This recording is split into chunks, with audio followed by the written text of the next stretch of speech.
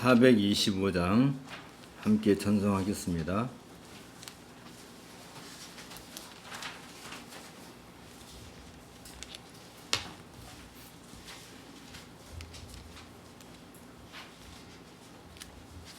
주님의 뜻을 이루소서. 주님의 뜻을 이루소서. 고요한 중에 기다리니 진울과 같은 날 빚으사 주님의 영상 만드소서. 주님의 뜻을 이루소서. 주님 발 앞에 엎드리니 나의 맘속을 살피시사 주님의 의에 하옵소서. 주님의 뜻을 이루소서. 병들어 몸이 피곤할 때 권능의 손을 내게 펴서 강건케 하여 주옵소서. 주님의 뜻을 이루소서. 온전히 나를 주장하사 주님과 함께 동행함을 만민이 알게 하옵소서. 아멘.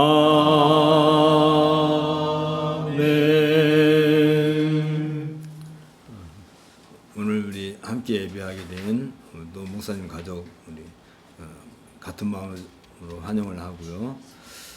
또 무엇보다도 주의 은혜 가운데서 우리가 이 놀라운 은혜를 잘 이루어 나가기를 바랍니다. 함께 묵상 기도하고 시작하겠습니다.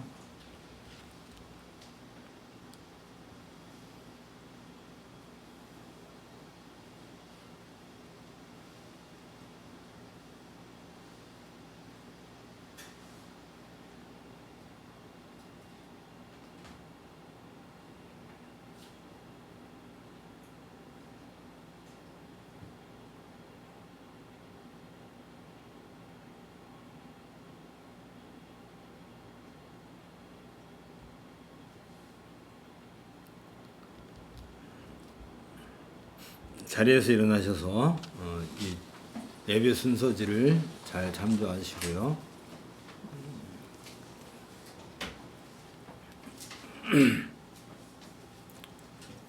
예배 순서지 보세요. 우리의 마음을 주님께 들어올려 함께 고백합시다. 우리의 도움은 천지를 지으신 여호와의 이름에 있도다. 여호와 하나님은 해요 방패이시라. 여호와께서 은혜와 영화를 주시며 정직하게 행하는 자에게 좋은 것을 아끼지 아니하실 것임이니이다. 만군의 여호와여, 주께 의지하는 자는 복이 있나이다. 아멘. 함께 기도하겠습니다. 하나님의 특별한 돌봄과 다스림 아래에 있어서 모든 원수의 반대에도 불구하고 예나 지금이나 보호를 받고 그리스도 앞으로 나오는 사람은 아무도 버리지 않으시며 그들 모두에게 은혜 주시기를 기뻐하시는 우리 주 예수 그리스도의 아버지신 하나님, 하나님께서는 우리의 구세주이신 그리스도 예수를 통해 세우신 교회로 우리들을 불러 모으시고 그 크신 은혜와 그 높은 영광 가운데서 그리스도 예수와 연합하여서 교통하는 은택을 누리게 하시오며 이로써 우리들은 영적이고 신비롭고 실체적이며 불가분하게 우리들의 머리이신 그리스도와 결합되어서 전능하신 하나님의 능력과 은혜를 누리며 그 안에서 성도들로 하여금 서로 사랑함으로써 한 몸이 되게 하시오니 감사와 영광을 올려옵나이다. 우리들에게는 하나님을 기쁘시게 할 만한 아무런 지식도 없고 능력도 없으며 오히려 하나님의 그 놀라운 은혜와 영광에 비할 때 한없이 비천하고 비참한 상태에 있을 수밖에 없사오나 주께서 말씀과 성령으로 우리들의 심령을 구원에 이르도록 조명해 주시며 우리들의 연약한 의지를 새롭게 하시고 확고한 믿음을 가지게 하셔서 본래 죽을 수밖에 없는 죄인들이지만 기꺼이 하나님의 부르심에 응답하게 하시며 그리스도 예수 안에서 주어지고 전달되는 은총을 믿고 받아들이게 하심을 믿사옵나이다. 바울 사도가 우리가 하나님과 함께 일하는 자로서 너희를 권하노니 하나님의 은혜를 헛되이 받지 말라 이르시되 내가 은혜 베풀 때에 너에게 듣고 구원의 날에 너를 도왔다 하셨으니 보라 지금은 은혜 받을 만한 때요 보라 지금은 구원의 날이로다 라고 우리들에게 권면한 것처럼 우리를 부르신 그 유효한 부르심에 날마다 응답하여서 우리들에게 주어지는 의롭다 하심과 양자됨과 더불어 그리스도와 연합하여서 날마다 장성하고 의로운 주의 근사들로 살아갈 수 있도록 이끌어 주옵소서. 무엇보다도 우리를 택하시어 성삼위일체 하나님께 예배하는 자리에 부르셨사오니 하나님을 영원하게 하는 것과 하나님을 충만하게 영원토록 즐거워하는 인생의 본분을 따라 살아가게 하옵소서. 또한 그런즉 너희가 먹든지 마시든지 무엇을 하든지 다 하나님의 영광을 위하여 하라고 말씀하셨으니 이 말씀에 의지하여 자신의 유익을 구하거나 하나님의 교회에 거치는 자가 되지 아니하고 많은 사람들의 유익을 구하여 그들로 구원에 이르는 일에 우리가 쓰임받게 하옵소서. 이 시간에도 하나님 아버지와 주 예수 그리스도로부터 주시는 은혜와 평강을 누리게 하시니 감사를 드리옵나이다. 우리의 예배를 기뻐 받으시옵소서. 우리 주 예수 그리스도의 이름으로 기도합나이다. 아멘. 1장 찬송을 같이 하겠습니다. 만복의 근원 하나님 온 백성 찬송 드리고 저천사역 찬송하세 찬송 성부 성자 성령 아멘. 자리에 앉으시고요. 고백으로의 부름 이사야 55장에서 보겠습니다. 너희는 여호와를 만날 만한 때에 찾으라. 가까이 계실 때에 그를 부르라. 악인은 그의 길을 불의한 자는 그의 생각을 버리고 여호와께로 돌아오라. 그리하면 그가 긍휼히 여기시리라. 우리 하나님께로 돌아오라. 그가 너그럽게 용서하시리라. 제 고백입니다. 시편 6편에서 봅니다. 여호와여 주의 분노로 나를 책명하지 마시오며 주의 진노로 나를 징계하지 마옵소서. 여호와여 내가 수척하였사오니 내게 은혜를 베푸소서. 여호와여 나의 뼈가 떨리오니 나를 고치소서. 우리의 죄 고백을 위한 묵상을 함께 하겠습니다.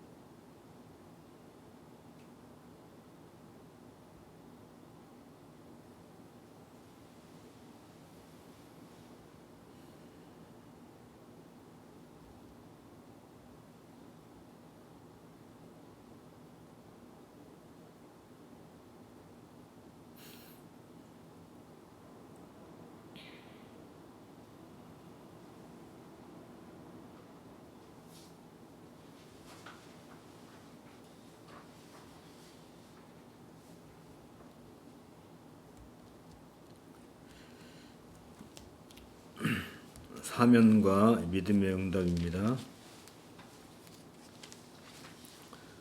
여호와께서 말씀하시되 오라 우리가 서로 변론하자.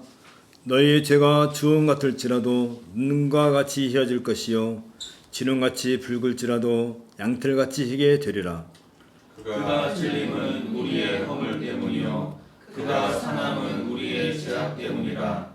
그가 징계를 받음으로 우리는 평안을 누리고 그가 채찍에 맞음으로 우리는 나음을 받았도다. 아멘. 찬송가 26장입니다. 구세주를 아는 이들.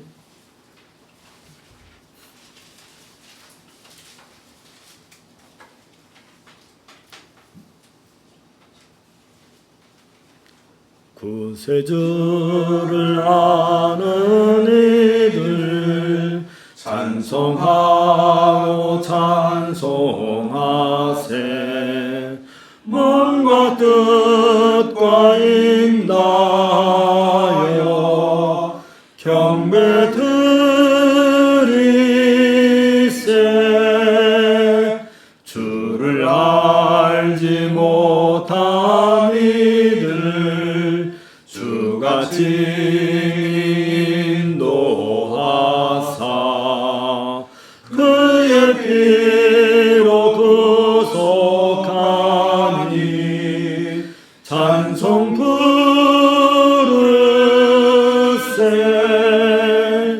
악한 사람 도움받아 시험 중에 참게 되니 모든 죄를 이김은 믿음뿐이라.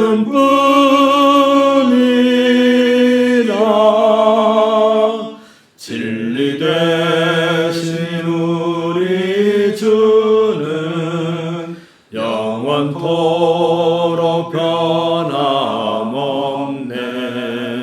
성도들아 주를 믿어 길이 섬기세.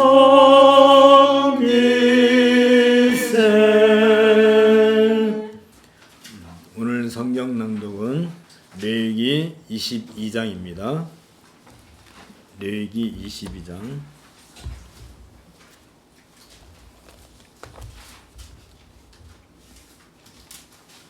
여호와께서 모세에게 말씀하여 이르시되 아론과 그의 아들들에게 말하여 그들로 이스라엘 자손이 내게 드리는 그 성물에 대하여 스스로 구별하여 내 성호를 욕되게 함이 없게 하라. 나는 여호와이니라. 그들에게 이르라. 누구든지 내 자손 중에 대대로 그의 몸이 부정하면서도 이스라엘 자손이 구별하여 여호와께 드리는 성물에 가까이 하는 자는 내 앞에서 끊어지리라. 나는 여호와이니라. 아론의 자손 중 나병 환자나 유출병자는 그가 정결하기 전에는 그 성물을 먹지 말 것이요 시체의 부정에 접촉된 자나 설정한 자나 무릇 사람을 부정하게 하는 벌레에 접촉된 모든 사람과 무슨 부정이든지 사람을 더럽힐 만한 것에 접촉된 자 곧 이런 것에 접촉된 자는 저녁까지 부정하니 그의 몸을 물로 씻지 아니하면 그 성물을 먹지 못할 것일지며 해에 질 때에야 정하리니 그 후에야 그 성물을 먹을 것이니라. 이는 자기의 음식이 됨이니라. 시체나 찢겨 죽은 짐승을 먹음으로 자기를 더럽히지 말라. 나는 여호와이니라. 그들은 내 명령을 지킬 것이라. 그것을 속되게 하면 그로 말미암아 죄를 짓고 그 가운데에서 죽을까 하노라. 나는 그들을 거룩하게 하는 여호와이니라. 일반인은 성물을 먹지 못할 것이며 제사장의 객이나 품꾼도 다 성물을 먹지 못할 것이니라.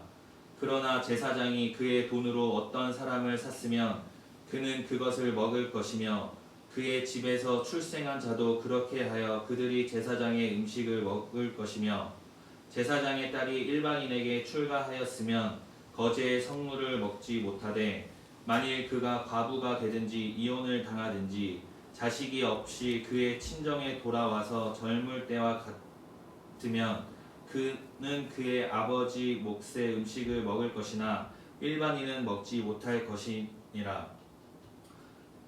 만일 누가 부지 중에 성물을 먹으면 그 성물에 그것의 5분의 1을 더하여 제사장에게 줄지니라. 이스라엘 자손이 여호와께 드리는 성물을 그들은 속되게 하지 말지니 그들이 성물을 먹으면 그 죄로 인하여 형벌을 받게 할 것이니라. 나는 그 음식을 거룩하게 하는 여호와이니라. 여호와께서 모세에게 말씀하여 이르시되 아론과 그의 아들들과 이스라엘 온 족속에게 말하여 이르라. 이스라엘 자손이나 그 중에 거류하는 자가 서원 제물이나 자원 제물로 번제와 더불어 여호와께 예물로 드리려거든 기쁘게 받으심이 되도록 소나 양이나 염소의 흠 없는 수컷으로 드릴지니 흠 있는 것은 무엇이나 너희가 드리지 말 것은 그것이 기쁘게 받으심이 되지 못할 것임이니라. 만일 누구든지 서원한 것을 갚으려 하든지 자의로 예물을 드리려 하여 소나 양으로 화목 제물을 여호와께 드리는 자는 기쁘게 받으심이 되도록 아무 흠이 없는 온전한 것으로 할지니 너희는 눈먼 것이나 상한 것이나 지체에 배임을 당한 것이나 종기 있는 것이나 습진 있는 것이나 비루 먹은 것이나 여호와께 드리지 말며 이런 것들은 제단 위에 화제물로 여호와께 드리지 말라. 소나 양의 지체가 더하거나 덜하거나 한 것은 너희가 자원 제물로 쓰려니와 서원 제물로 드리면 기쁘게 받으심이 되지 못하리라. 너희는 고안이 상하였거나 치였거나 터졌거나 배임을 당한 것은 여호와께 드리지 말며 너희의 땅에서는 이런 일을 행하지도 말지며 너희는 외국인에게서도 이런 것을 받아 너희의 하나님의 음식으로 드리지 말라. 이는 결점이 있고 흠이 있는 것인즉 너희를 위하여 기쁘게 받으심이 되지 못할 것임이니라. 여호와께서 모세에게 말씀하여 이르시되 수소나 양이나 염소가 나거든 이레 동안 그것의 어미와 같이 있게 하라. 8째 날 이후로는 여호와께 화제로 예물을 드리면 기쁘게 받으심이 되리라. 암소나 암양을 막론하고 어미와 새끼를 같은 날에 잡지 말지니라. 너희가 여호와께 감사제물을 드리려거든 너희가 기쁘게 받으심이 되도록 드릴지며 그 제물은 그날에 먹고 이튿날까지 두지 말라. 나는 여호와이니라.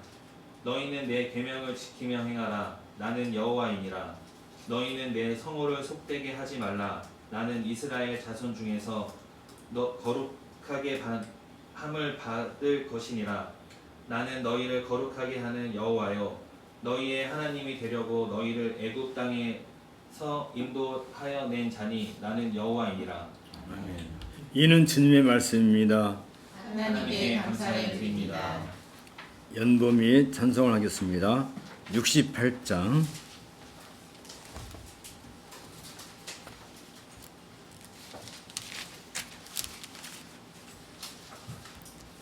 오 하나님 우리의 창조주시니 오 하나님 우리의 창조주시니 내 주님께 귀한 것 드립니다. 내 주께만 엎드려 경배드리며 내 주의 이름 높이 찬양하네. 오 하나님 우리의 대주 되시어 금통남일 때도 도우셨네. 죽음에서 우리를 구하셨으니 내 주의 이름 높이 찬양하네. 주 하나님 이름을 함께 높이며 대주제께 영광을 돌리오리. 그 능력이 우리를 지켜주시니 주 하나님을 높이 찬양하네. 아멘. 함께 기도하겠습니다. 스스로 존재하시고 스스로 자신을 계시하시며 영원하시고 불변하시며 전능하시 자신의 모든 말씀을 역사 속에서 친히 성취하시되 옛날에 이스라엘과 언약을 맺었던 것 같이 지금도 그 언약 안에서 자기의 모든 백성과 언약을 맺으시고 이스라엘 백성을 애굽의 종되었던 멍에에서 벗어나게 하셨던 것처럼 우리를 영적인 속박으로부터 구해내시는 언약의 하나님으로서 우리들의 순종을 기뻐 받으시기를 즐거워하시는 우리 주 예수 그리스도의 아버지신 하나님, 하나님께서는 유일한 창조주이시고 주권자이시며 전능하신 분이시어서 모든 인류로부터 마땅히 경배와 존경과 사랑과 경외를 받으시는 분이시며 우리들은 하나님 안에서 즐거워하고 하나님을 향한 열심을 가지고 하나님께 간구하고 모든 찬송과 감사를 드리며 모든 순종과 복종을 내어주고 하나님을 기쁘시게 하되 우리의 죄악으로 인해 슬퍼하고 겸손히 하나님을 예비하며 영원롭게 하여야 할 것이옵나이다. 무엇보다도 친히 매주일 첫날에 우리를 거룩한 무리로 부르시어 친히 하나님 앞에 나오게 하시고 친히 밝은 빛 가운데서 하나님의 얼굴을 뵙게 하시오니 감사와 영광을 올려옵나이다. 우리가 지존자이시며 천지의 대주제이신 하나님의 얼굴을 배우는 것은 우리들이 이 세상에서 누리는 최고의 기쁨이오며 이 놀랍고도 경이로운 일이 오로지 우리 주 예수 그리스도께서 친히 십자가에 달리시고 보혈의 피로써 우리를 정결케 하시되 예수 그리스도께서 성부 하나님께 온전히 순종하신 그 공로를 하나님께서 인정하시고 우리에게 전가시켜 주심으로써 우리가 죄 없는 자처럼 하나님 앞에 서게 되었음을 고백하나이다. 바울 사도가 그러므로 그가 범사의 형제들과 같이 되심이 마땅하도다. 이는 하나님의 일에 자비하고 신실한 대제사장이 되어 백성의 죄를 속량하려 하심이라. 그가 시험을 받아 고난을 당하셨은즉 시험 받는 자들을 능히 도우실 수 있느니라고 고백한 것처럼 우리의 모든 죄악들을 속량하시기 위해 기꺼이 시험과 고난을 받으신 우리 주님께 감사를 드리옵나이다. 하나님은 살아계셔서 날마다 시공간이라고 하는 역사 안에서 스스로 자신을 계시하시는 분이시기에 우리들은 시시때때로 우주 만물을 통해 그리고 친히 그리스도 예수 안에서 우리들에게 주신 계시인 성경 말씀을 통해 하나님을 날마다 새롭게 알아가야 할 것이옵나이다. 하지만 본성이 나약하고 게으르고 나태하고 미천하여서 정작 날마다 하나님 앞에서 살면서도 뻔뻔스럽게도 하나님의 얼굴을 외면하였고 하나님의 나라와 그 일을 구하는 일에는 관심을 두지 아니하고 순전히 이 세상에서 오래오래 살 것처럼 이 땅의 일에 모든 마음을 쏟고 살고 있음을 고백하지 않을 수 없나이다. 정작 우리 주 예수 그리스도께서는 하나님의 보좌로부터 자신을 낮추시어 사람들 가운데 가장 낮은 자리에까지 내려오셨음에도 불구하고 우리들은 사람들 가운데서 조금이라도 높은 자리에 이르려고 수단과 방법을 가리지 않았음을 또한 고백하나이다.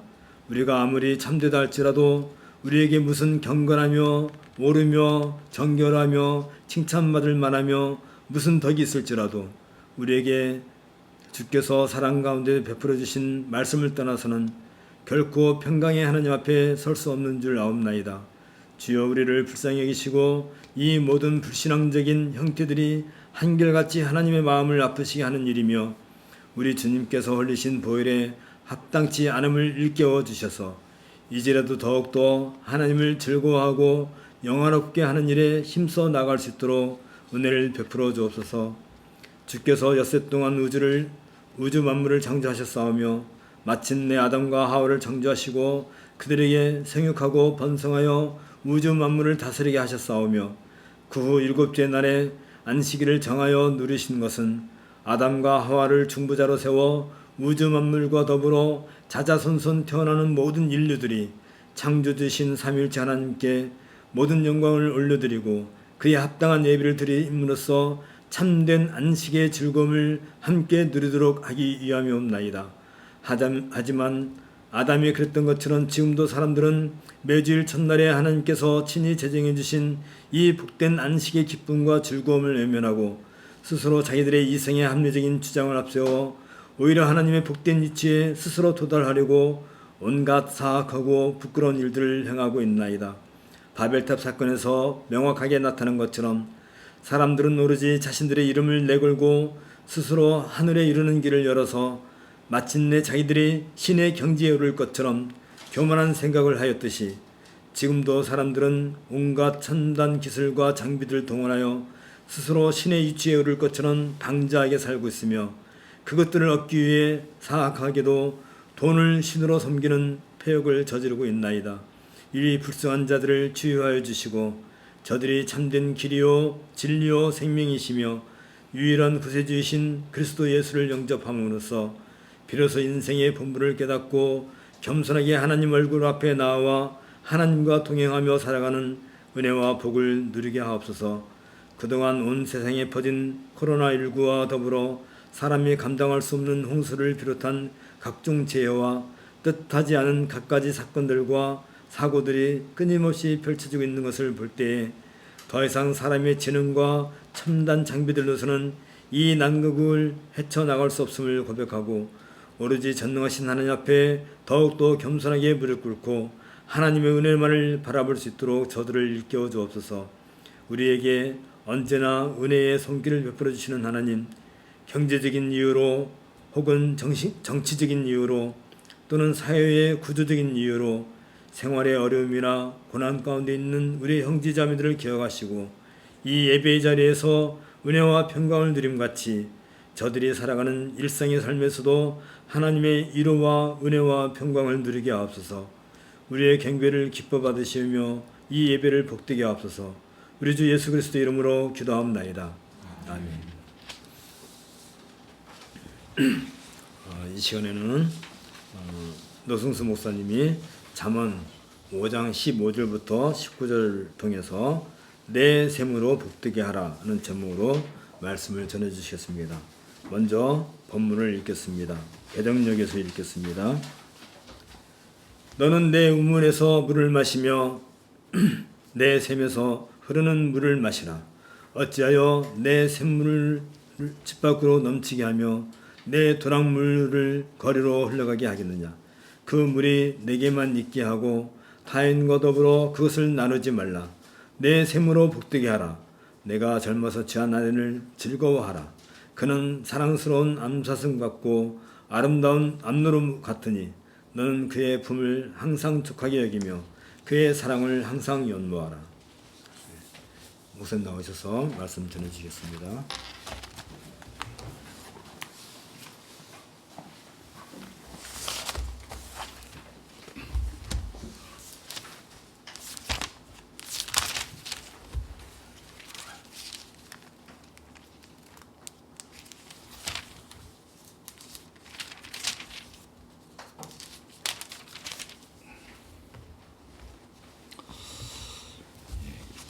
제가 한 달 정도 그 등산을 시작하면서 늘 산행하면서 그 이제 녹음된 파일로 잠언을 계속해서 묵상을 했는데요.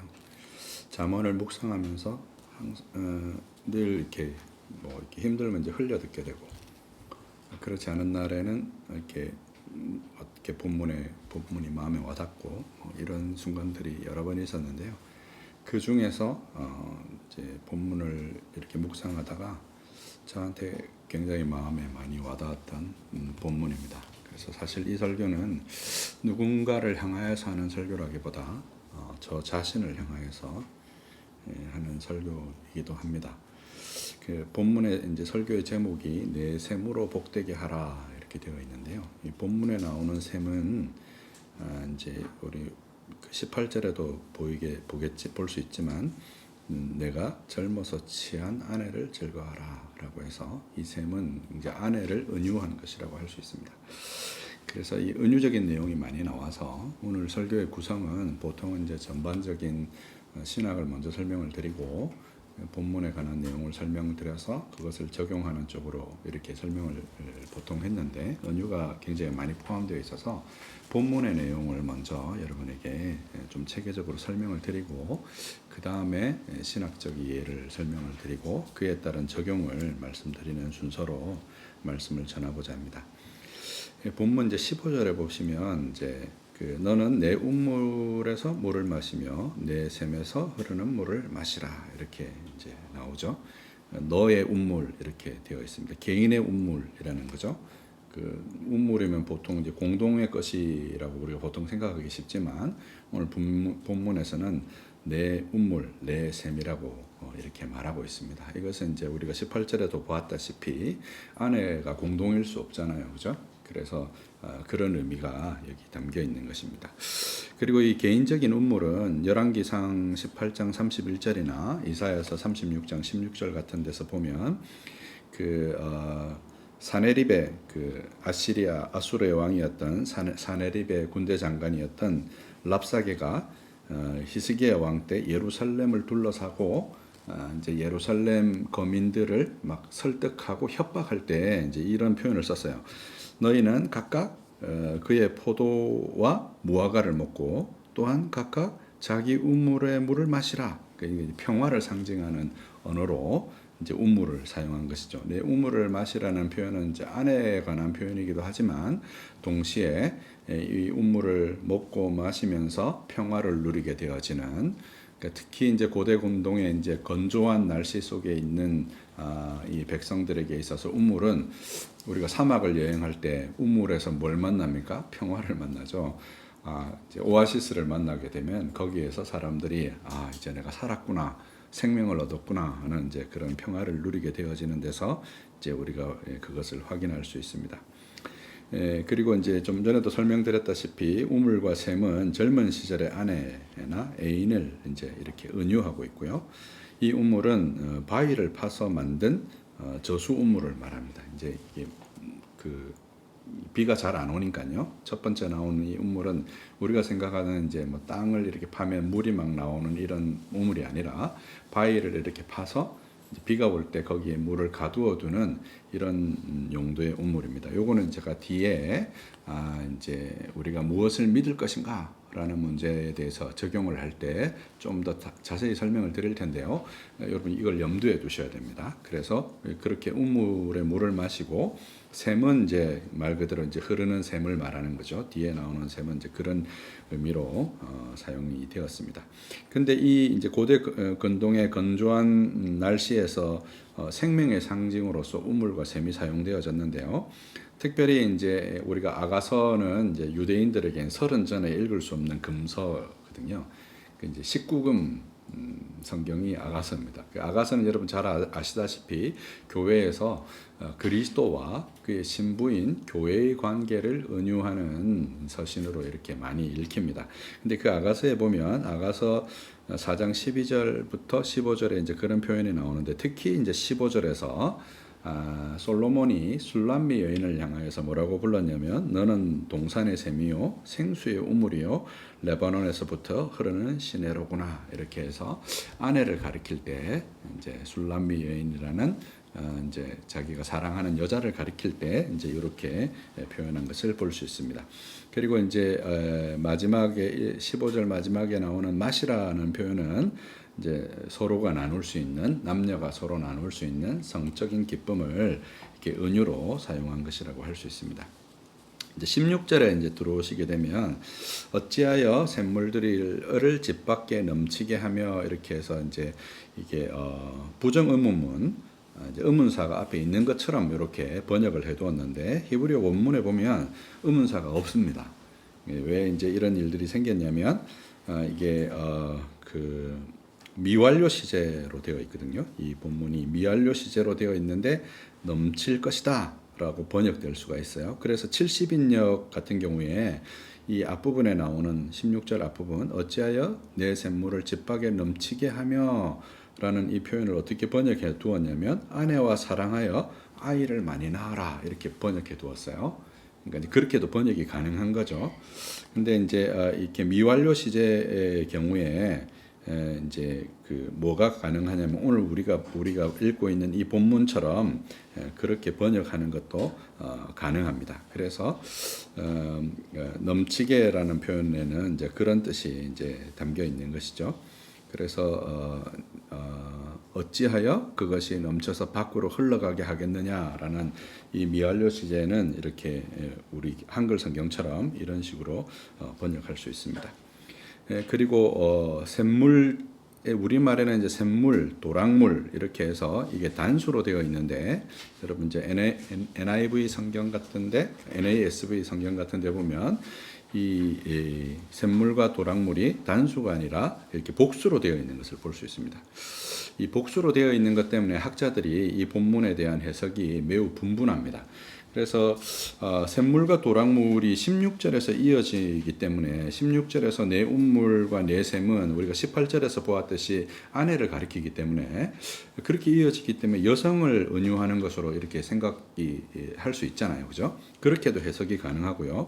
두 번째 이제 복수로 되어 있기 때문에 여기에서 말하는 샘물들과 도랑물들은 그 여성을 의미하는 셈이 아니라 남성을 의미하는 남성의 생식력을 의미하는 셈으로도 해석이 가능합니다.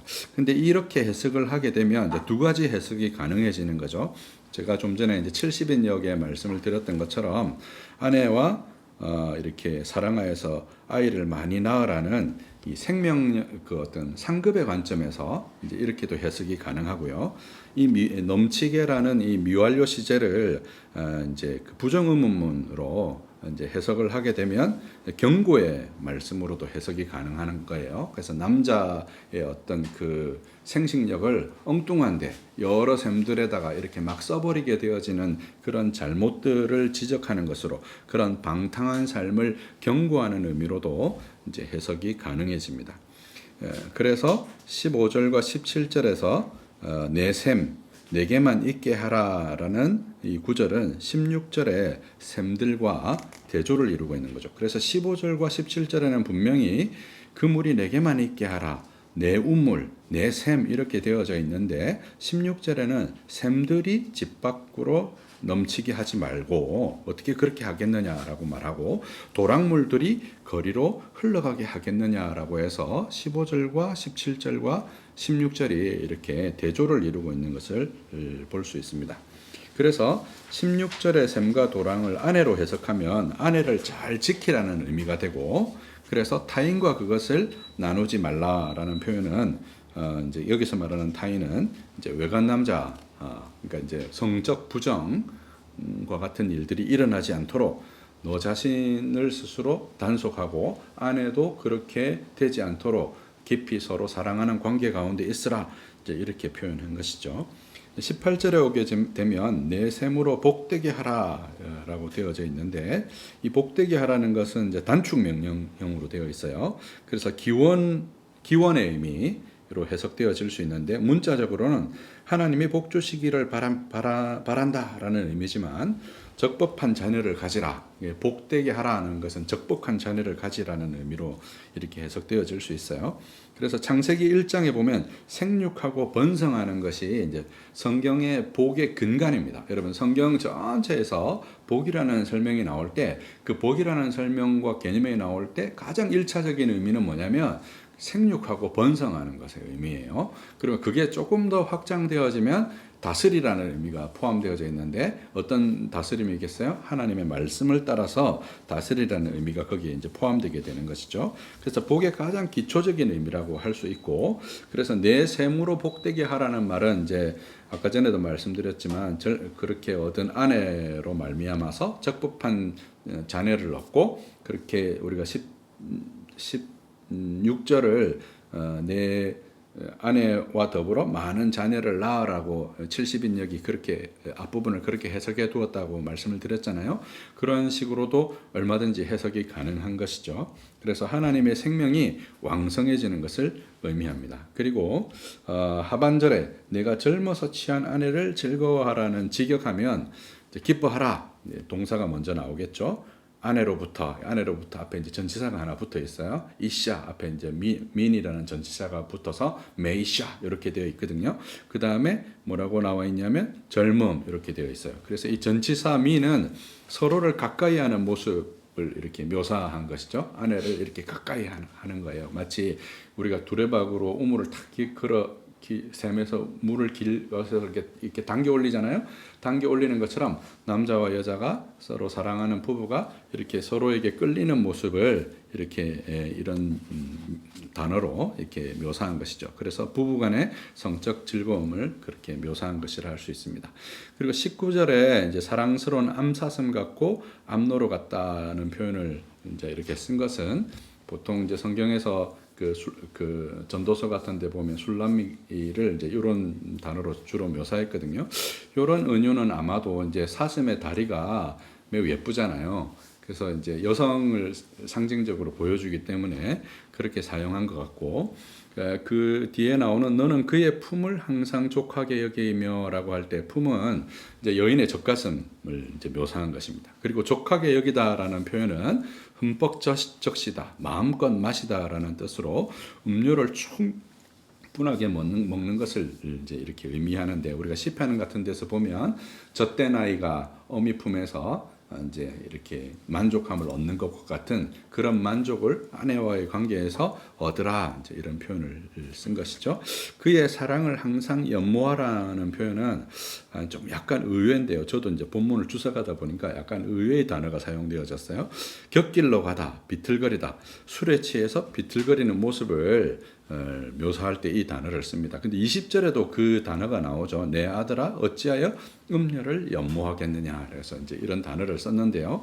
이 단어는 어떤 그 도덕적 의미를 우리가 여기에 부여하기보다 아내를 사랑함에 있어서 도취하여서 정신을 잃은 모습, 아내를 그렇게 정신없이 사랑하라.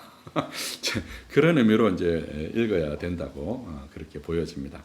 그래서 오늘 본문 15절로부터 19절의 내용은 남편과 아내가 서로 사랑하는 것에 관한 설명을 주로 담고 있습니다. 근데 이제 본문을 이렇게 딱 설명하고 나니까 이걸 어떻게 설교해야 되나 이런 마음이 들더라고요. 근데 이제 그 잠언 5장을 이제 보게 되면 5장 1절에 이제 이런 표현이 나오잖아요. 내 아들아 지혜에 주의하여 내 명철에 귀를 기울여서 근신을 지키며 내 입술로 지식을 지키도록 하라 라고 해서 5장의 전체 주제는 뭐냐면 지혜와 명철에 귀를 기울이라 하는 게 전체 주제거든요. 근데 이제 그 전체 주제를 설명하기 위해서 두 가지의 다른 대상이 등장해요. 잠언 5장부터 시작해서 6장, 7장 계속 등장하는 인물이 어떤 인물이냐면 이제 아들인데, 그 아들이 그 음녀에게 계속 달려가는 거죠. 그래서 두 명의 대상이 등장을 해요. 한 사람은 이제 오늘 본문에서 우리가 다룬 15절부터 19절에서 다룬 사랑하는 아내가 등장하고, 다른 하나는 음녀가 등장하는 것이죠. 그래서 그 5장 3절에서부터 6절에 보면 음녀를 연모하는 삶은 평탄하지 못할 것이다. 그 음녀의 말에 귀 기울이는 사람은 평탄하지 못할 것이다. 6절에 보면 그런 표현이 나오죠. 그는 생명의 평탄한 길을 찾지 못하며 길이 든든하지 못하며 이제 이런 표현이 나오죠. 그래서 평탄하지 못할 것이다 이런 표현이 등장하고, 이제 21절에 보면 대저 사람의 길은 여호와의 눈앞에 있나니 그가 그 사람의 모든 길을 평탄하게 하실 것이라고 해서 의로운 사람, 다시 말해서 이제 그 아내와 함께 이렇게 법도를 따라서 적법한 절차를 따라서 내 셈으로 복되게 하는 이 삶을 사는 사람들에게는 평탄한 길을 주시겠다는 것이 이제 이렇게 대비를 이루고 있는 것을 볼 수가 있습니다. 뿐만 아니라 5장 7절부터 14절에 이제 주요하게 등장하는 단어가 가르침을 잘 듣지 않는다는 거예요. 가르침을 잘 안 들어요, 그죠? 안 듣고, 그 다음에 이제 12절, 13절에도 안 듣는 거죠. 12절에 보니까 이제 이 후회하는 장면을, 이 음녀를 따랐던 아들이 후회하는 장면을 기록해 두고 있는데, 내가 어찌하여 훈계를 싫어하며 내 마음이 꾸지람을 가벼이 여기고 선생의 목소리를 청종하지 아니하였는가. 나를 가르치는 이에게 귀를 기울이지 아니하였는가? 그래서 이게 음녀를 따르는 삶이 어떤 종류의 삶이냐면 하나님의 말씀 혹은 가르침을 가르치는 선생님, 그리고 지혜와 명철에 귀 기울이지 않는 삶을 이렇게 묘사하고 있는 것이죠. 그런가 하면 이제 그 의로운 자의 삶은 그것을 귀 기울이는 삶의 모습인 것이죠. 그래서 그 두 가지를 서로 대비하고 있는 것을 이제 우리가 볼 수 있습니다. 그리고 이제 22절부터 23절을 마지막은 이제 그 악인의 결말들을 이렇게 설명하고 있는 것이죠. 그래서 잠언 5장의 전체적인 구조는 이처럼 그 지혜를 따르는 삶, 그다음에 명철을 따르는 삶으로서 두 가지 예시. 아들이 만나게 되는 두 여자, 하나는 사랑하는 아내, 다른 하나는 음녀를 따르는 삶. 그리고 음녀를 따르는 사람은 청종하지 않는 것, 목소리를 청종하지 않고 귀 기울이지 않는 것으로, 그다음에 지혜를 청종하고 귀 기울이는 것으로 그렇게 두 가지가 대조되고 있다는 것이죠.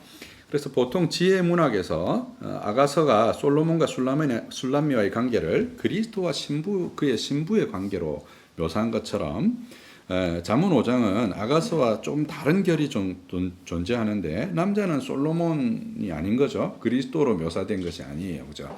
남자는 두 가지가 가능한 거예요. 지금 음녀를 따라가는 상황도 가능하고 다른 한편으로는 아내와 사랑하는 상황도 가능한 것이죠. 그래서 이거는 두 가지를 의미하는데 이제 우리가 어거스틴이 이제 하나님의 도성이라는 책에서 사람은 세상에서 두 종류를 만난다는 거예요. 하나님의 도성을 만나거나 세상의 도성을 만난다는 거죠. 사람이 이렇게 하나님의 도성을 만나는 사람과 세상의 도성을 만나는 사람의 결이 다른데 세상에 사람이 딱 두 종류가 있다는 거예요.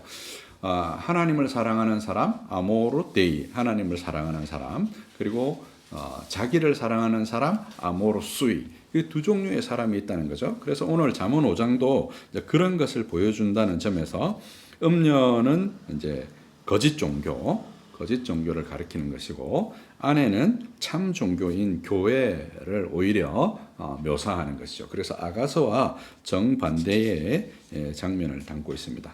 본문이 1차적으로 지혜와 명철을 구하는 사람은 자기 아내를 사랑하는 사람이라는 점을 보여주고 있지만 아내 역시 그의 남편에게 있어서 생수의 샘이 되어줘야 한다는 점에서 서로 사랑하는 그런 관계를 이제 묘사해 주고 있는 것이죠.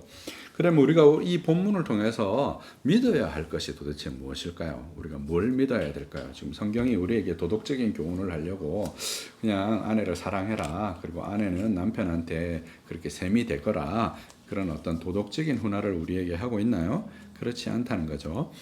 15절에 너는 내 운물을 마시며 내 샘에서 흐르는 물을 마시라 라고 했는데 성경은 지혜 문학은 특히 은유를 많이 사용합니다.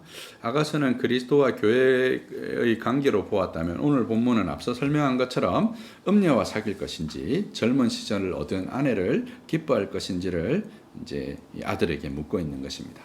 본문 15절의 운물과 샘은 개인의 것으로 나오고 16절의 샘물들과 도랑물들은 복수로 나오는데 이는 15절이 젊은 시절 취한 아내를 의미한다면 16절에 막 여러 샘들을 사랑하는 것들은 음녀를 의미한다고 할 수 있습니다.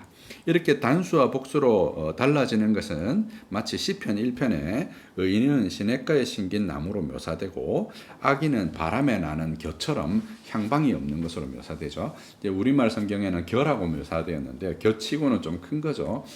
이제 그 고대 근동에 이제 그 이렇게 사막에 가면 어떤 일이 벌어지냐면 비가 금방 내리잖아요. 그러면 풀이 금방 이렇게 막 자생해서 결실하고 씨를 안 만들면 생명을 보존할 수 없는 거예요. 그리고 씨를 만들고 나면 금방 말라 죽겠죠. 그럼 바람이 불면 얘들이 이래저렇게 뭉칩니다. 그래서 이렇게 우리 그 어린 시절에 그 운동회 하면 공 굴리기 할 정도의 크기의 덩굴이 형성되는 거죠. 그리고 그 덩굴은 어떻게 되냐면 바람이 불면 이리 굴러가고 저리 불면 저리 굴러가는 모습을 이제 묘사한 거죠. 그래서 시편 1편이 의인은 딱 한 자리 샘 곁에 뿌리를 내리고 샘으로부터 양식을 공급받아서 결실하는 잎사귀를 내고 결실하는 것으로 묘사했다면 의인은 바람에 나는 겨와 같이 그렇게 덤불과 같이 묘사했다는 거죠. 그래서 오늘 본문도 그런 지점을 잘 보여주고 있는 것입니다.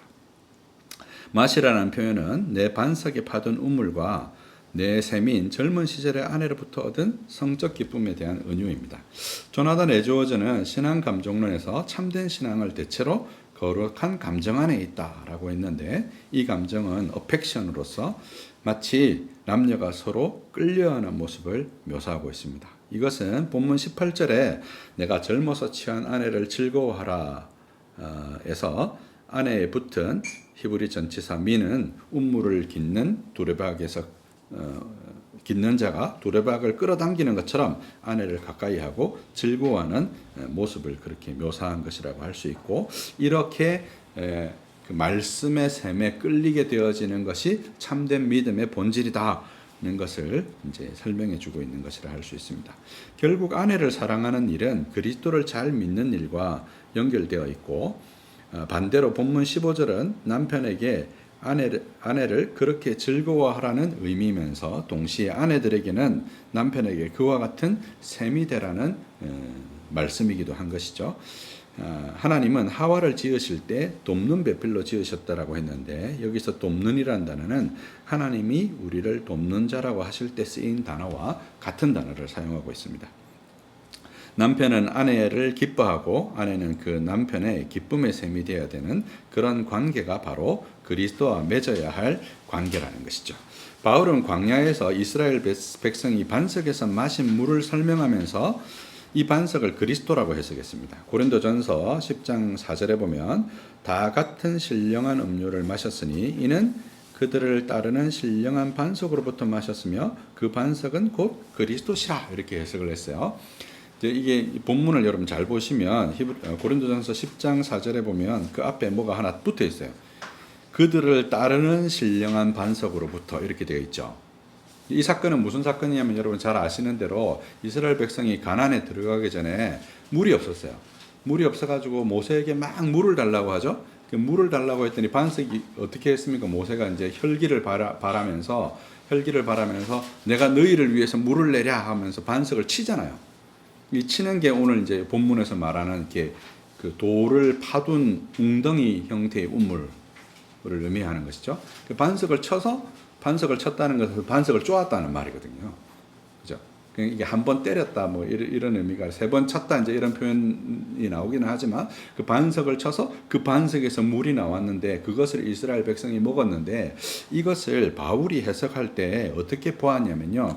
오늘 본문 고린도전서 10장 4절에 보면 그들을 따르는 신령한 반석으로부터 이렇게 되어 있잖아요. 여러분 번역들을 가까이 잘 이렇게 확인해 보시면 이게 어떻게 되어 있냐면요. 이 반석이 이스라엘 백성이 가나안 땅에 들어가기까지 따라다닌 거예요. 한 번 그렇게 먹고 만 것이 아니라 이스라엘 백성이 가나안 땅에 들어가기까지 돌이 따라서 움직인 거죠. 여러분 성경에 이런 종류의 은유가 굉장히 많은데요. 예수 그리스도를 가리킬 때 베드로가 뭐라고 얘기합니까? 살아계신 돌, 산돌이신 예수 그리스도를 얘기하잖아요. 그죠? 그런 것처럼 이 오늘 고린도전서 10장 4절에서 따르는 신령한 반석으로부터 마셨다 이렇게 얘기하죠. 그러니까 그리스도를 가리키는 거예요. 거기서부터 움푹 파진 그 반석에서부터 물이 나왔고 그 물이 나온 것이 샘이 되어서 이 백성들이 그 물을 마신 것이죠.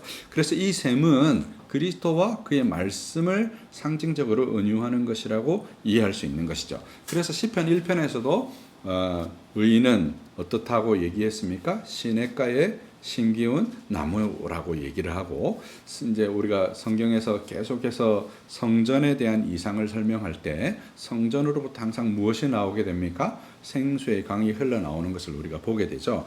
그래서 이 그 운물에 관련된 이 비유는 사실은 남자와 여자의 사랑, 남편과 아내의 사랑도 얘기하지만 본질적으로 오늘 이 본문을 통해서 우리가 믿어야 되는 것이 뭐냐면 그리스도로부터 우리가 생수를 먹게 된다는 거죠. 만족하도록 마시게 되어진다는 점을 오늘 본문이 설명하는 것입니다.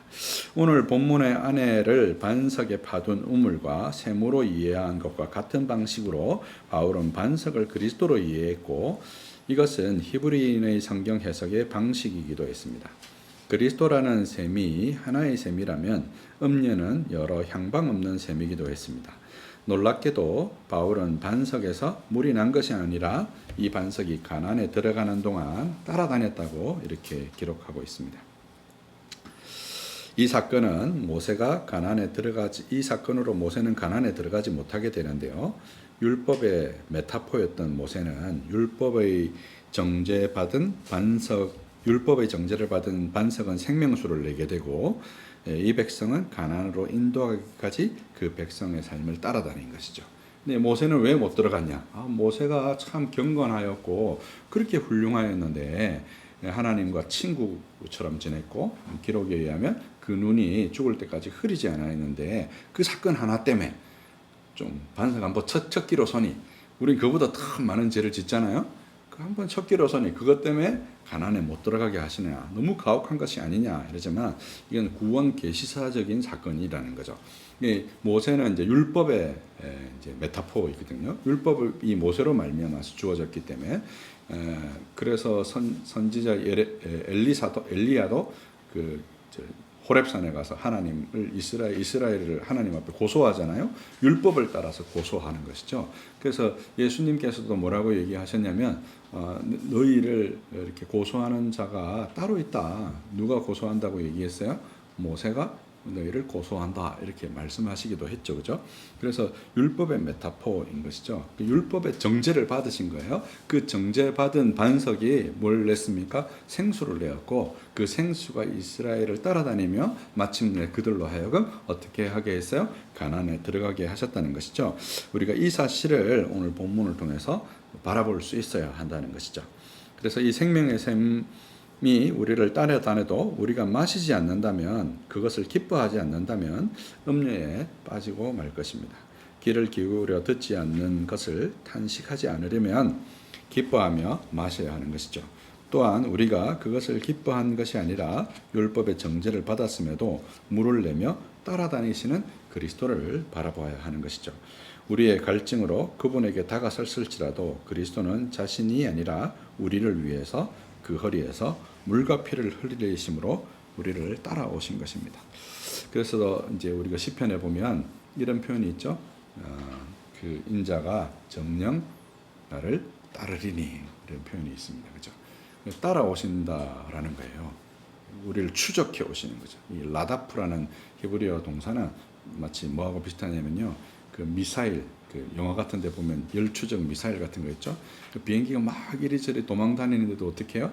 끝까지 추적해 오시는 그런 사랑을 우리에게 보여주시는 것입니다. 그리스도의 이 대속적 사랑이 이 샘으로 묘사되어진 것이라고 할 수 있습니다. 그래서 남녀간의 사랑을 묘사하기도 하지만, 그리스도인 된 자가 교회로부터 흘러나오는, 그의 성전으로부터 흘러나오는 이 생수를 마실 것을 기대하며, 그리고 그 생수가 율법을 대신하여서 정죄를 받으심으로 우리에게 생명수를 주신 것임을 기억함으로 우리가 믿음에서 떨어지지 않고 예수 그리스도를 마치 아내를 사모하고 사랑하는 것처럼, 그를 연모하는 것처럼 그렇게 사랑해야 되는 것들을 보여주는 것이죠. 두 번째 본문에서 우리가 적용할 수 있는 것, 우리가 사랑해야 되는 것이 무엇인가라고 했을 때 18절에 너는 그의 품을 항상 족하게 여기며 그의 사랑을 항상 연모하라고 했는데, 이 사랑에는 특징이 있는데 정한 태도가 있다는 거예요. 정한 태도. 어떤 정한 태도가 있냐면 그 품을 항상 족하게 여겼다는 거죠. 지혜에 귀 기울여 듣지 않으므로 음녀를 사랑하는 사람들은 바람에 나는 겨처럼 이 일정함이 없어요. 누가 이거 얘기하면 거기에 귀가 훅 쏠리고, 저거 얘기하면 저거에 귀가 훅 쏠리죠. 우리가 사람이 살다 보면 재능이 많은 사람들이 현실을 잘 못 견디는 경우들을 많이 보게 됩니다. 재능이 없는 사람은 어떻게 하게 됩니까? 내가 할 수 있는 게 이거밖에 없고, 쫓겨나면 빌어먹고 이제 구걸하게 될 게 부끄러우니까 어떻게든 참고 견디잖아요. 근데 자기가 할 수 있는 게 2개, 3개 있는 사람들은 어떻게 하게 돼요? 에이, 이건 아니면 내가 할 게 없냐 하고 그 금방 다른 곳으로 이렇게 옮기게 되는 것들을 보게 되죠. 그런 것처럼 마치 우리가 그리스도만이 우리의 만족이요, 그리스도만이 우리의 기쁨이라고 생각하면 거기에 붙어 있게 될 텐데 우리의 태도가 그렇지 않은 거죠. 마치 재능이 2개 있는 사람, 재능이 3개 있는 사람과 같아서 자꾸 다른 것을 쫓아간다는 거예요. 근데 그의 품을 항상 족하게 여기라. 부부간의 사랑을 설명하고 있지만 이 태도는 결국 무엇을 향해서도 나타날 수밖에 없냐면 우리가 그리스도를 향한 우리의 태도, 교회를 향한 우리의 태도에서도 드러나게 되어진다는 거죠. 그래서 시편 1편에서 시냇가에 심은 나무와 바람에 나는 겨가 서로 대비되는 것처럼 오늘 본문에서도 그 2가지가 대비되고 있는 것이죠. 그래서 그 품을 족하게 여기고 그의 사랑을 연모하는 아들과 음녀를 쫓아다니면서 그 음녀로 인해서 부끄럽게 되어지는 아들의 모습이 서로 대비를 이루고 있는 것입니다. 그래서 오늘 본문 18절에서 족하게 여기다는 말은 흠뻑 적시다, 마음껏 마시다 라는 그런 의미를 가지고 있고, 광야에서 만난 이 생수가 그 마음에 얼마나 흡족했겠습니까? 그것을 족하게 여기는 태도가 부부간에도 있어야 되고 교회를 대하는 태도 가운데도 있어야 한다는 것입니다. 두 번째, 우리가 그 사랑해야 될 것에 대해서 사랑의 특징을 설명하자면 만족함이 있다는 것입니다. 여러분, 왜 우리가 자꾸 다른 걸 쳐다보게 될까요? 만족스럽지 않은 거죠. 다른 여자가 눈에 들어오고 다른 남자가 눈에 들어오는 이유가 뭡니까? 지금 사는 사람이 별로 마음에 안 드는 겁니다. 그렇죠? 그래서 자꾸 비교하게 되고 무시하게 되고 자꾸 다른 것을 더 탐내게 되는 것이죠. 근데 이 오늘 본문의 사랑의 태도는 연모하라, 술에 취해서 비틀거리는 모습이지만 아내에 도취해서 정신을 잃은 모습을 묘사하는 것입니다. 여러분, 부부간에 우리가 속된 말로 이런 말을 하잖아요. 가족끼리 그러는 거 아니야. 그렇죠? 가족은 그렇게 뭐 그런 거 아니다고 이렇게 얘기합니다. 근데 오늘 이 자문의 지혜자는 우리에게 뭘 권면하냐면 그렇게 사랑하라는 것입니다. 그리스도도 그렇게 사랑해야 되고 부부간에도 그렇게 사랑해야 하는 것이죠. 마치 술에 취해서 비틀거리는 것처럼, 그것에 도취해서 정신을 잃은 것처럼 그렇게 서로 사랑하는 그 태도에는 무엇이 있냐면 진정한 만족함이 있다는 것이죠. 진정한 사랑은 지금의 것에 만족합니다. 그 사랑에 심취하고 다른 것을 돌아보지 않습니다. 비교는 사랑이 변했다는 증표이기도 하며 사랑이란 상대에게 진심을 다하고 상대로만 만족하는 것입니다. 시편 131편 1절 2절에 여호와여, 내 마음이 교만하지 아니하고 내 눈이 오만하지 아니하오며 내가 큰 일과 감당하지 못할 놀라운 일을 하려 힘쓰지 아니하나이다. 실로 내가 내 영혼으로 고요하고 평안하게 하기를 젖된 아이가 그 어미 품에 있음 같게 하였나니 내 영혼이 젖된 아이와 같도다. 이렇게 말합니다. 젖된 아이가 엄마 품에서 만족하는 것과 같은 것이죠. 이것과 대비되는 모습을 1절에서 오만하고 교만하다 이런 표현을 썼어요. 그죠? 큰 일과 감당하지 못할 놀라운 일에 대한 그런 마음들이 있는 거예요. 그런 마음들이 있는 사람들은 이제 어떤 일을 하나 맡아도 사람이 어떻게 했습니까? 내가 이딴 걸 하려고 그렇게 공부해서 여기 온 줄 알아? 이런 마음이 생기는 거죠. 보통 이제 직장에 가게 되면 뭐 복사하고 커피 타다가 나르고 뭐 심부름하고 이러니까 대학까지 나와가지고 내가 이런 걸 해야 되나 이런 마음이 들잖아요. 그죠? 그런 마음이 들 수 있죠. 그러나 참된 사랑에는, 참된 사랑과 헌신에는 그런 교만한 마음, 높은 마음, 자기를 높이는 마음, 감당하지 못할 놀라운 일을 하겠다 하는 그런 마음을 마음속에 힘쓰지 않는다는 거예요. 그런 것에 힘쓰지 않고 하나님이 내게 허락하신 이 교회와 하나님이 내게 허락하신 이 남편과 아내 안에서 내가 만족하는데, 마치 뭐처럼 만족하냐면 젖된 아이가 그 품에서 만족함과 같이 그런 만족함이 사랑의 태도 안에 있다는 거예요. 사랑 안에서 우리가 두 가지를 봤어요. 첫째, 정한 태도가 있어야 되는 거예요. 비교하지 않는 한 사람만 사랑하는 정한 태도가 있어야 되고, 두 번째는 그 안에서 만족하는 이런 태도가 있어야 된다는 것을 우리가 확인할 수 있습니다. 세 번째, 소망해야 될 것이 무엇인가 라고 했을 때 18절에 내 셈으로 복되게 하라. 내가 젊어서 취한 아내를 즐거워하라 그랬는데, 이 셈으로 복되게 하라고는 어떻게 제가 말씀을 드렸어요? 적법한 자녀를 가지라, 이런 표현으로 말씀드렸죠. 생육하고 번성하라, 땅을 다스리라 는 말씀하고도 관계에 있다고 말씀을 드렸습니다. 그죠? 이게 복의 가장 기본적인 의미예요. 그죠? 근데 이 복의 기본적인 의미가 무엇으로 확장된다고 말씀드렸습니까? 하나님의 다스림으로 확장되어지는 거죠. 생육하고 번성한 이유가 뭐겠습니까? 그것을 하나님의 말씀을 따라서 온전하게 잘 다스려서 하나님이 원래 지으시고자 했던 그 목적이 원만하게 드러나야 하는 것이죠. 그럴 때 이제 하나님이 보시기에 좋았더라 이런 표현을 쓰는데, 그것을 에베소서 1장 22절 23절에 이런 표현으로 표현해 두었어요. 또 만물을 그 발 아래 복종하게 하시고 그를 만물 위에 교회의 머리로 삼으셨느니라. 교회는 그의 몸이니 만물 안에서 만물을 충만하게 하시는 이의 충만함이니라. 만물을 충만하게, 뭘로 충만하게 할까요? 생육하고 번성함으로 충만하게 하는데, 그 충만함이 무엇의 결과라는 것입니까? 그분의 다스리심의 결과라는 거죠. 그래서 단순히 우리가 생육하고 번성하고 자녀를 많이 낳는 것이 그 목적이 아니라, 우리의 사랑의 목적이 아니라, 내 셈으로 복되게 하는 것의 목적이 그냥 자녀를 번성하게 하는 것이 목적이 아니라 하나님의 다스리심을 받는 자들로 충만해지는 것이라는 것을 우리가 알 수 있죠. 그리고 그 다스림이라는 것은, 그 복의 최종적인 목적이 뭐냐? 우리가 시편 1편에서 복을 설명할 때 복 있는 사람은 이렇게 설명했는데, 그 복의 최종적인 목적이 뭐냐라고 했을 때 시편 133편 3절은 이렇게 설명하는 것이죠. 헐몬의 이슬이 시온 산들에 내린 것 같도다. 거기서 여호와께서 복을 명하셨나니 곧 영생이로다.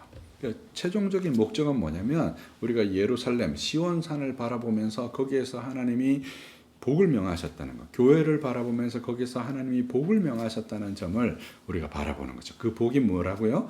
영생이라는 거죠. 그래서 부부간에 그렇게 아름답게 사랑하고 교회를 그렇게 아름답게 사랑하는 그 관계 안에서 우리가 최종적으로 바라봐야 할 것이 있는데, 그 소망이 무엇이냐라고 했을 때 그것이 바로 영생인 것입니다. 바울은 로마서에서 우리가 현재 당하는 고난은 장차 올 영광과 좋게 비교할 수 없다 그랬어요. 우리가 이 소망이 있을 때 우리의 삶에 여러 좌절들이 있을 수 있겠죠. 예를 들어서 그를 향한 정한 태도를 갖지 못하게 되는 상황이 생길 수도 있고, 우리가 사랑하면서 다른 사람이 더 좋아 보여서 비교가 되어질 수도 있고, 아내나 남편에게 만족하지 못할 때도 있고, 그런 순간들이 우리의 삶을 찾아올 수 있죠. 그럴 때 우리가 뭘 바라보아야 합니까? 하나님 안에서 이 영생과 그 복의 최종적인 상태들을 우리가 바라보면서 현재를 인내하게 되는 거죠. 그것이 이제 우리의 소망인 것입니다. 아내를 가까이 하고 즐거이 함으로 생명을 번성케 하면 우리가 가정에서 천국과 영생을 소망으로 바라보게 되는 것이죠.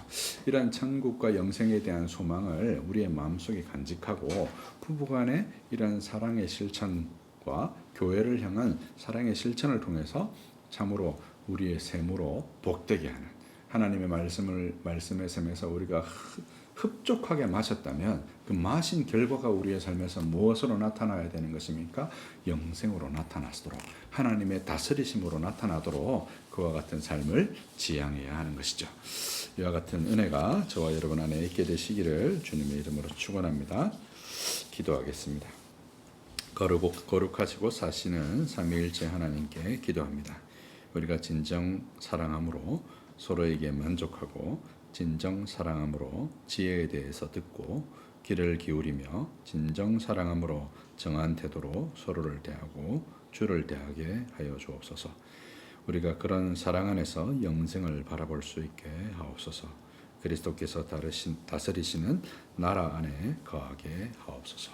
우리 주 예수 그리스도 이름으로 감사하며 기도하옵나이다. 아멘. 자리에서 일어나셔서 548장 같이 성경하겠습니다. 날 구속하신 주께 엎드려. 548장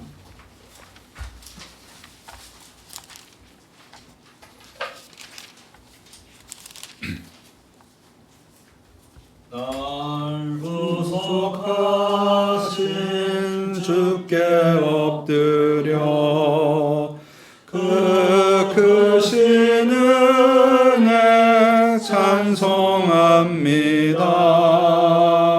내 연약함을 긍휼히 보사 근심과 걱정 맡아주소서. 자비와 은혜 충만하신 주 진리로 우리 다스리시네. 우리의 마음 방황할 때에 갈 길을 비춰 인도하소서. 주님은 우리 생명이시며 진리와 길이 되시나이다. 믿음과 소망 항상 주시사 섬기며 봉사하게 하소서. 주님의 사랑 한량 없으니 나 같은 죄인 주 안에 살고 내 안에 주님 항상 계시사 죄악이 나를 주장 못하네. 우리가 구원 얻을 때까지 믿음에 굳게 세워주시고 은혜와 진리 넘치게 하사 주님 뜻 이뤄지게 하소서.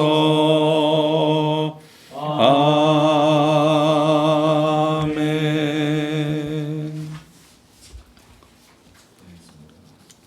축도하겠습니다. 이제는 우리 주 예수 그리스도의 놀라우신 구속의 은혜와 하나님의 사랑과 성령의 교통하심이 오늘 이 말씀을 듣고 부부간의 참된 사랑을 나누기를 원하고 그리스도의 몸된 교회를 샘처럼 만족하며 살기를 소원하는 하나님의 백성들 머리 위에 이제로부터 영원토록 함께 있을지어다. 아멘. 찬송 3장 같이 성령하겠습니다. 성부 성자와 자와 성령 찬송과 영광 돌려보내세. 태초로 지금까지 또 영원 무공토록 성삼위께 영광 영광 아멘. 기도 예배 마칩니다.